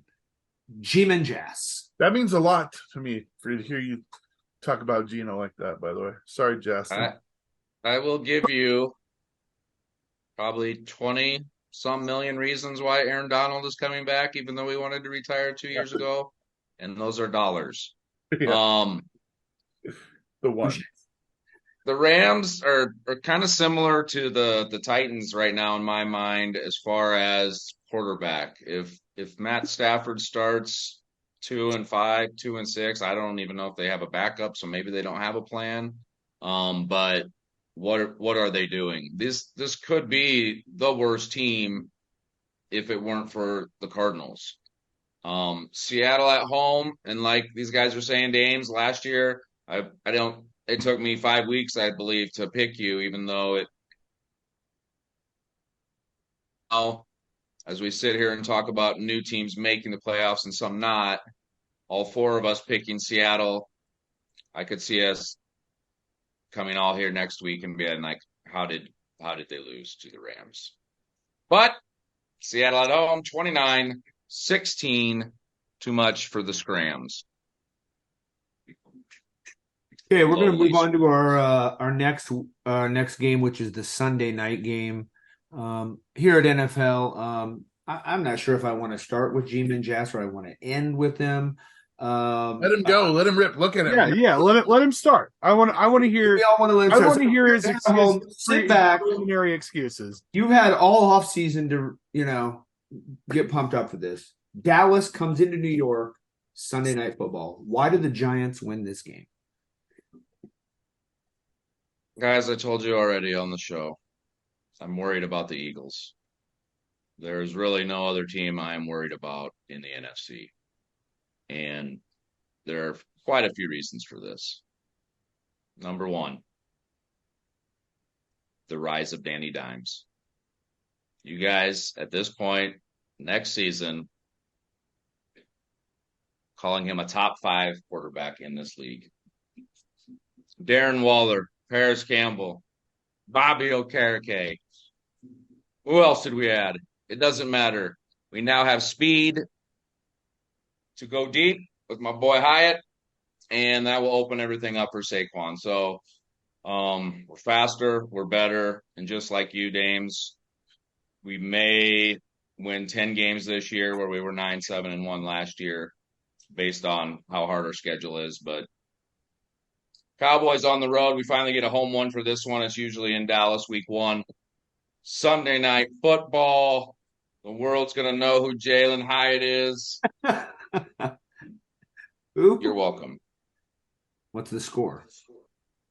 30-20. G-Man. He's like 9-0. Yeah, 9. How was it? Gobo, you're up. All right, let's hear it. Okay, well, how about Cowboys?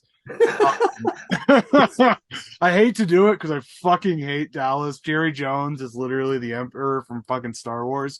But there's one person that's going to be in the Giants backfield that you didn't bring up, Jess. His name's Micah Parsons. So yeah, the Dallas defense is punishing. I think that Tony Pollard, I think, is going to tear it up on the ground. This is going to be a good game. I like the Giants. I think the Giants have a lot of talent. They got a lot of upside. I just think it's too early in the season for the Cowboys to start shitting the bed. I'm taking Dallas 31-28 on the road. I mean, do we even need to put? Should I just put the other? The road team. You're just taking every road team this week. I think you'll be interested to hear who I pick next on the next game. There. Okay. Dames Mars, who you taking? All right. You split. Who you going with? There's a lot on the table for this week 1 game, despite what Jess is. He's not telling the truth. All right. This to me is one of like 2 playoff games that are happening in week 1. Mm-hmm. Okay. So you need to win to keep pace with the Eagles. And if you lose this game, you need to keep pace with the Eagles and the Broncos. And the Cowboys. Cowboys. Yes. The other horse face. Horse shit. Yeah. So which team got better in the offseason? Was it Dallas? Was it the Giants? We already know who you think got better, but I think the Cowboys fans that watch this channel should respond in the comments with how you got better. This one comes down to the last possession, and the loser misses the playoffs. Ooh. I'm going to go Dallas 24-21. You're saying the Giants missed the playoffs? That's second. You're saying my season, and you're saying missed the playoffs. You're saying my season's over after week 1. Wow. I Wow. was going to say, you're talking about keeping pace in the division after the first fucking game. We make bold predictions. They lose, they're done. You might as well be. I don't think the Giants are going to miss the playoffs. I think they're going to make the playoffs, but yeah, they're going to lose this game. Right. And here's what's going to happen. I'm going to pick next, and I am going to do the same as Dames. I think it's going to come down to a field goal at the end, but I think it is going to be the home team that wins, because I always feel like this game, especially division games, Dallas Giants, I feel like most of the times the home team, I guess maybe I don't even know, I'm just throwing this out there, but I feel like they split every year. So I feel like the Giants at home, Sunday night, Dayball is the type of coach where he has his team ready. And McCarthy doesn't. So I am going to take the Giants winning 31-28 on a Graham good as Gano field goal to win it. So I am going to stick with the Giants at home. Good pick. Good pick. I hope it goes that way. And I hope the loser of the Cowboys. Right. Hold on. This is the playoffs. Uh-oh. Oh no. Uh-oh. Jersey swap. Jersey swap. I'm not going to pretend like I've been wearing an Aaron Rodgers jersey literally the whole show. Yeah, he's got a whole hell of a lot uglier, bro. Oh, good. Hold on. All right, we good? I was like, now we just need some Enjoy this. This is the only time this season you're going to get the last game of the week. Actually, the Jets have like 7 primetime games this year. Yeah. I was going to say the Jets are media darlings this year. Dude, like, so my obviously last game of the week, best game of the week, Bills at Jets. I'm going to start it off. Again, comment below. Tell us who you think's going to win this big, huge AFC East game. You all know who I'm taking. I'm taking my boys, the Jets at home. I've been watching Hard Knocks. I've been watching One Jets Drive. I've been watching Aaron Rodgers go out to plays, going to T Swift with the team, going to the Rangers, getting his 8 sauce necklace. But here's the reason why I'm going to say the Jets are going to be really, really good this year. Obviously, we got a better quarterback. Everyone knows that. But what people aren't remembering is we were the number 4 ranked defense last year, and we got better on the D line. Every preseason game, whether it was our first string, our second string, our third string, we were getting pressure on the quarterback every time.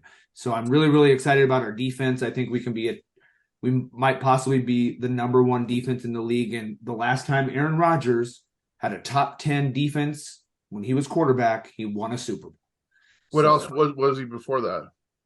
What's that? What was he as a wide receiver? Did I say wide receiver? No, you said as a quarterback. I'm like, well, what was his record as a wide receiver? Shit.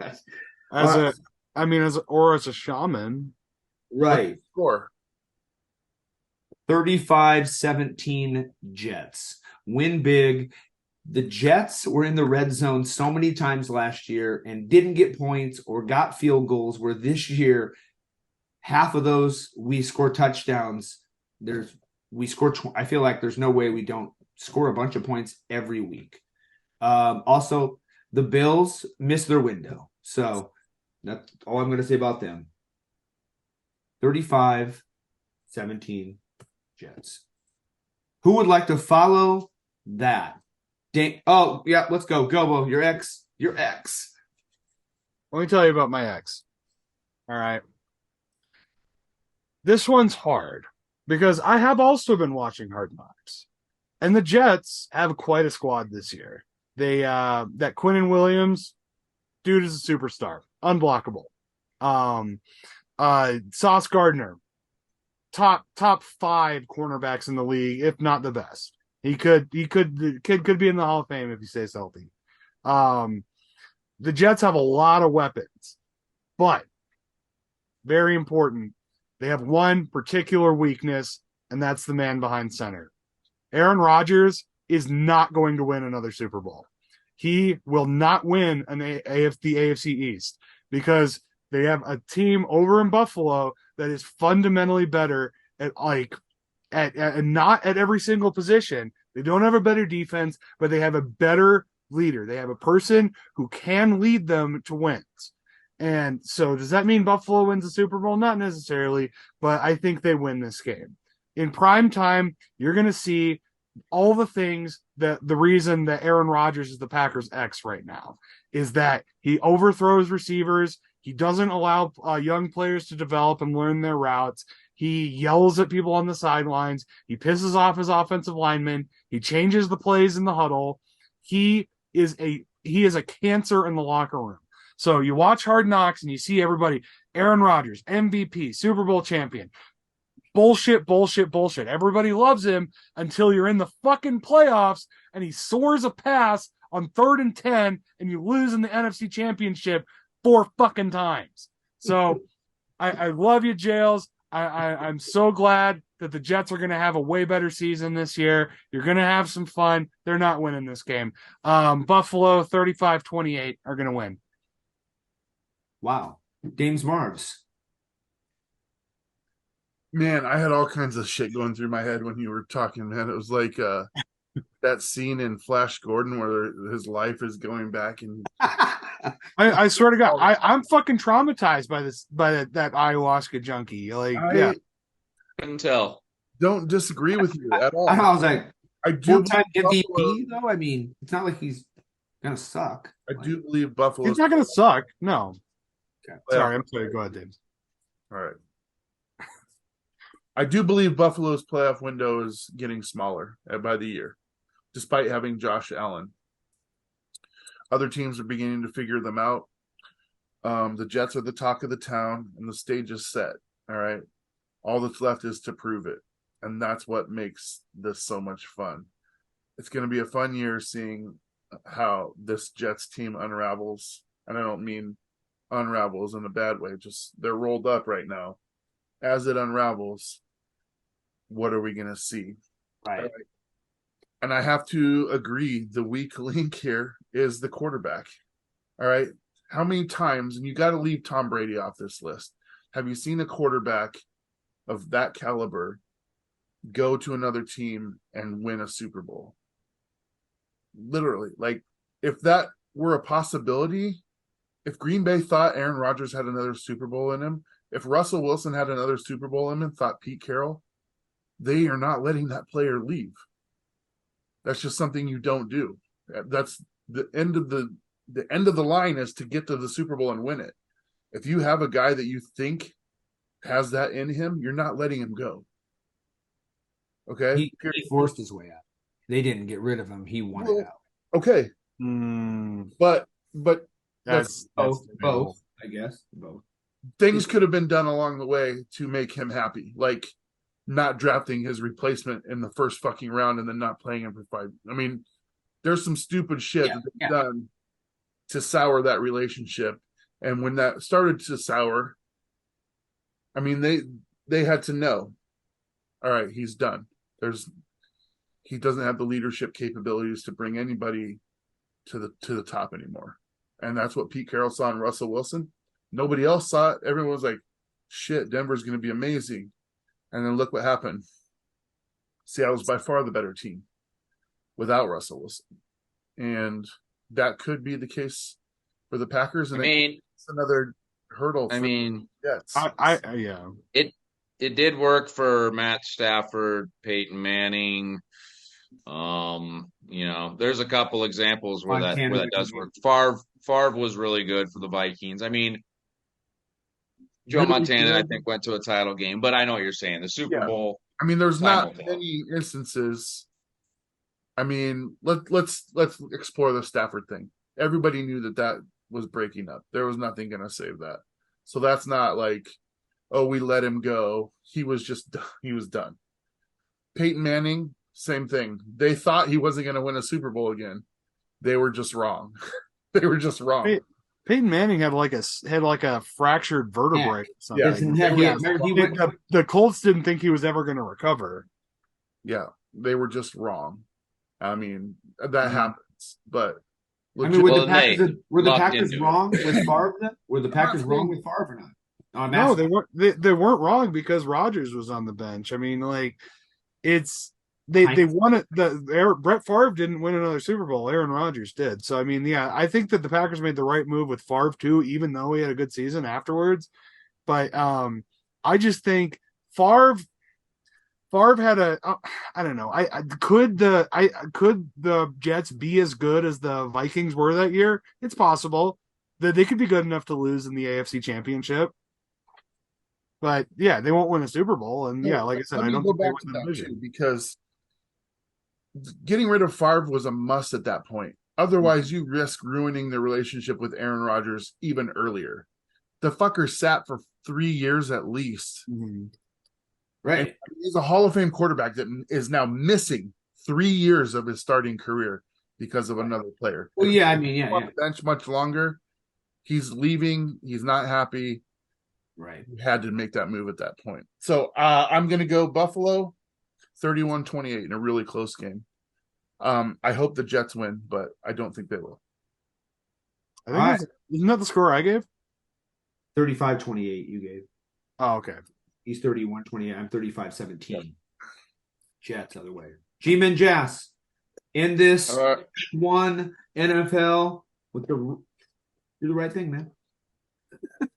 All right, guys. I don't think Aaron Rodgers will be the reason the Jets will lose a Super Bowl. And I don't believe he will also be the reason they win the Super Bowl. It's going to come down to the defense being what we think they are, and then how healthy is Brees Hall and Dalvin Cook if they were to make the playoffs, or they can shorten the games with a good defense, a run game, and minimize what Rodgers really has to do just because of the team around him. It's going to be a close game, and I don't think they score a lot. The Jets have given Josh Allen trouble in the past, and it's going to be a close 17-21. I am taking the Jets at home.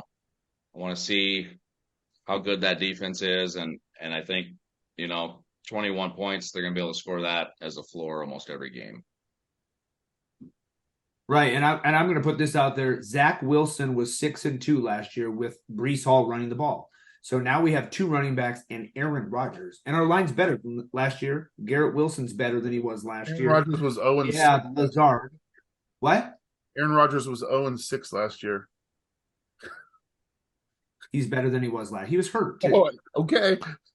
I mean, Emotional. Here we go. I mean, this is what we can do. This is why we have this show, guys. I was going to say, Every single yeah, thing that we said today, everything note that we've given today depends on health of players.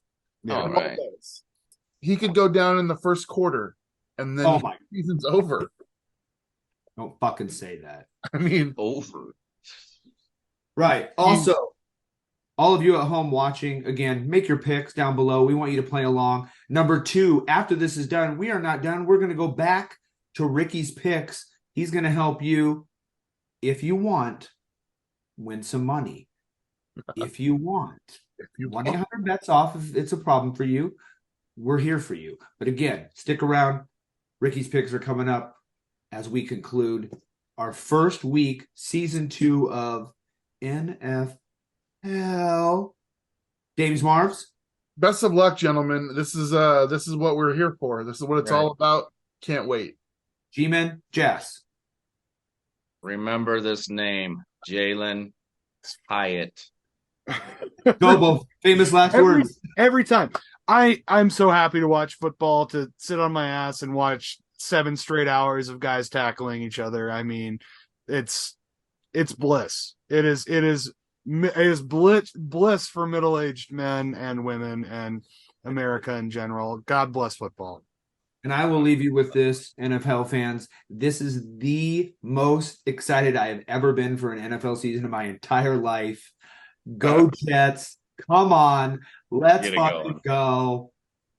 NFL. We'll see you next week. Same time, same channel. Lock 22.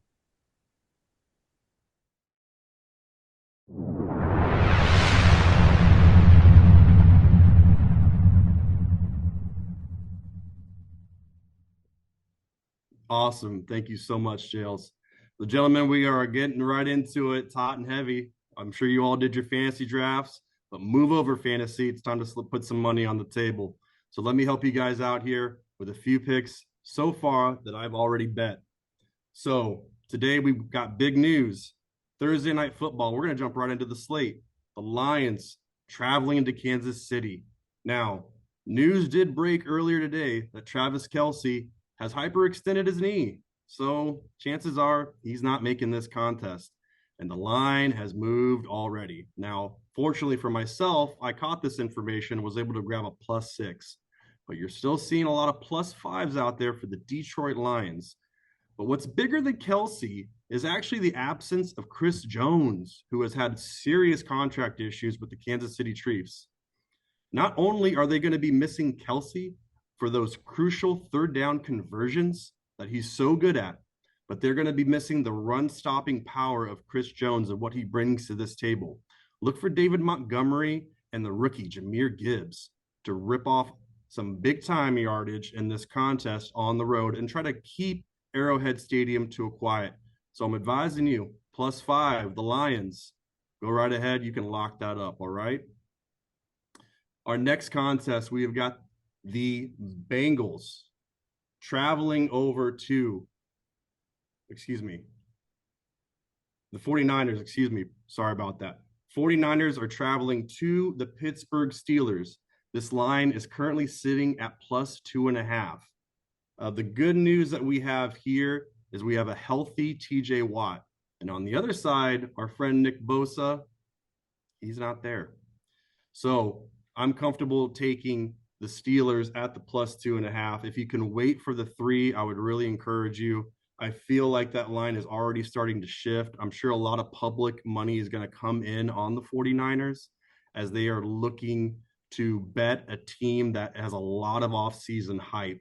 So look for a healthy TJ Watt. And one of my favorite plays is the dog at home of Mike Tomlin. He is so good at home, and he typically covers in these positions. So feel free to go ahead and take those Pittsburgh Steelers plus 2.5. Try to look for a 3, though, that being a key number. Our game 3, this is where we get ugly and we get nasty. We have the Texans traveling on the road to the Baltimore Ravens. So the Ravens this offseason, they got a new offense going on, new offensive coordinator, and there's been some camp struggles. I expect this offense to kind of come out a little bit slowed with this game. But on the other side in Houston, we have a new coach with a rookie QB. A lot of question marks there. But this number is way too inflated. So what are we doing? We're taking the plus 10 with the Houston Texans. I know it's disgusting. You're going to have to hold your nose and dive into this one, but you're getting 10 points. And I'm taking this one all the way to the bank. Go ahead and take the Houston Texans plus 10. And I would encourage you to grab this number now, as I can see this one moving in the other direction when the Sharps get after it some more. And I'm going to throw y'all one final bonus pick for this week. Typically, you're going to get about 3, but we're going to get a bonus because we're going to go down for that Monday Night Football. The Bills at the Jets, Jets. That's right. Here we go. The Bills, they are going to be missing Von Miller. One of my biggest concerns for the Jets this offseason has been their offensive line. We know how great Aaron Rodgers is, and this team is stacked. That offensive line is a big concern of mine. But Von Miller's not there. We don't have to worry about that this week. So we are going to take the home primetime dog of the Jets at plus 2.5. This one, I would look to wait for the 3. Again, the same scenario. The Bills are a public darling. They're going to be bet on by the public in a pretty darn big way. So I would look for a lot of people to chase until, which we don't do. We stay patient. And I would look to try to grab the plus 3 on the Jets if it hangs out there. If not, you could take the plus 2.5 here as well. Home primetime dog. I look for Aaron Rodgers and the Jets to get off to a good start here. Go ahead and lock that up, boys. All right. This has been Ricky's Picks. We'll keep a track on it, and I'll see y'all next week. Good luck.